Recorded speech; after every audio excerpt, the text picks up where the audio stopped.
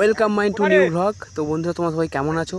তো আমি তো ভালো আছি। তো আজ আমি এসেছি দেখুন অনেকদিন বাদে ডাব বাড়িতে। দেখুন এই সব ওয়েদারটা দেখুন, বাগানটা কত সুন্দর ঠান্ডা, ঠিক আছে। আর আমরা তিনজন এসেছি, মোট চারজন, ঠিক আছে। বাট গাছে উঠতে পারছো না, তার জোর করে একজনকে চিনেছিলাম। তো ছোটোবেলাতে প্রচুর গাছে উঠেছিলাম, ঠিক আছে। তো দেখুন সেই গাছে উঠছে একটি ছেলে, দেখুন গাছে দেখতে পাচ্ছেন ডাব পাড়ছে।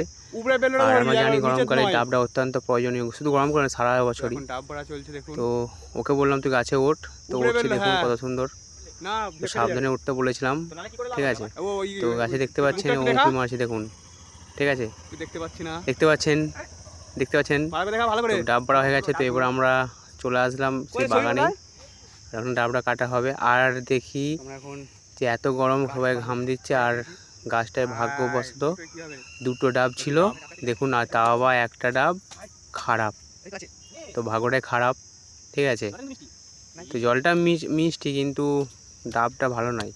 তো আর একটা ডাব ছিল, সেই ডাবটাকে অবশেষে চাকিয়ে কেটে তো আমরা তিনজনে ভাগ করে খেলাম।